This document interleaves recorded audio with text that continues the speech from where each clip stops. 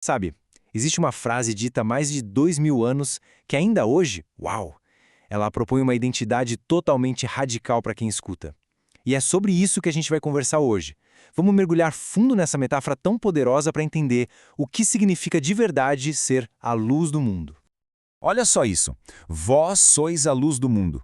Vamos parar um pouquinho para pensar no peso dessa frase. Não é um talvez vocês sejam ou vocês poderiam ser. Não, é uma afirmação. Pá, direto ao ponto. Em pouquíssimas palavras, uma identidade é declarada e, junto com ela, uma missão é entregue. A gente precisa entender o porquê disso. Pois é, essa é a pergunta que nos coloca bem no centro de toda essa discussão. E para a gente começar a encontrar a resposta, o primeiro passo é voltar no tempo, lá para o cenário original onde tudo isso foi dito.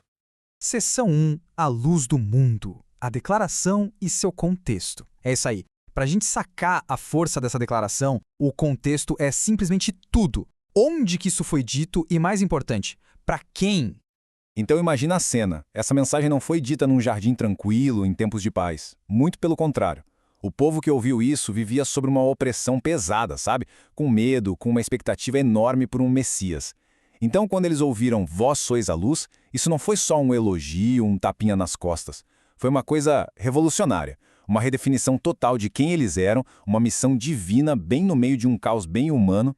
Ok, vamos para a segunda parte. Significado na metáfora, o simbolismo da luz. Mas por que luz? De todas as palavras, por que essa? Com certeza não foi uma escolha aleatória. Na cultura daquela época, a palavra luz tinha um peso, um simbolismo gigantesco.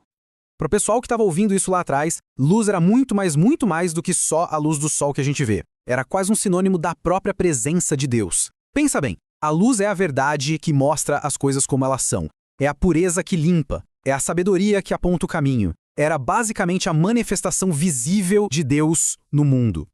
E essa ideia não era nova, não surgiu do nada. Séculos antes, a gente já vê isso em textos como o Salmo 27. A luz já era entendida como essa presença de Deus que protege. Ou seja, a metáfora já tinha raízes bem profundas numa longa tradição de fé. Dá pra gente dividir a função dessa luz em 3 pontos principais, para ficar mais claro. Primeiro, revelação. A luz mostra o caminho, revela o que estava escondido. Simples assim. Segundo, pureza. Pensa comigo. Luz e escuridão não ocupam o mesmo lugar, né? Uma sempre vence a outra.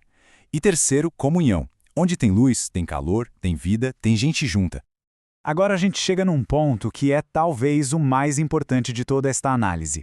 Seção 3. A fonte do brilho. Ok, se os seguidores são a luz, de onde ela vem? É uma luz própria, que a pessoa mesma gera? A resposta é um sonoro e definitivo não. E é aqui que a chave vira. Porque antes de dizer "vós sois a luz", a afirmação que vem é "eu sou a luz do mundo". Percebe a ordem? A sequência aqui é tudo. Primeiro, ele se coloca como a fonte original. Só depois é que essa identidade é passada adiante. E essa pequena distinção, ela muda absolutamente tudo. Então o ponto central é esse. A missão não é produzir luz do zero, é refletir uma luz que já existe. A identidade de luz do mundo é, na verdade, uma identidade que vem de outro lugar, que é recebida. É como ser portador de uma luz que não começou com a gente. Essa comparação do Sol com a Lua é simplesmente perfeita para entender isso. Pensa só, a Lua não tem luz própria, certo? Mas à noite ela brilha, e brilha muito por quê? Porque ela reflete a luz do Sol. A ideia aqui é exatamente essa. O crente é chamado para ser essa lua refletindo a luz de Cristo para um mundo que está no escuro. É uma imagem super simples, mas com uma teologia imensa por trás. Beleza, até aqui a teoria tá clara, né? Mas e na prática? Como é que isso funciona no dia a dia? Como essa luz refletida realmente aparece? É isso que a gente vai ver agora na seção 4, Brilhando no Escuro. Pensa na natureza da luz.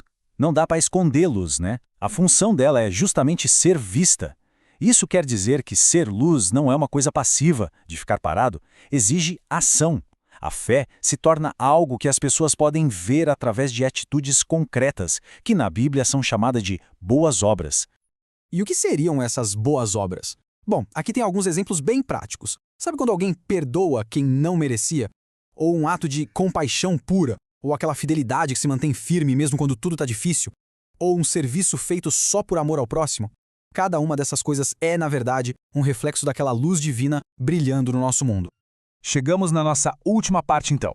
Hora de juntar todas as peças do quebra-cabeça.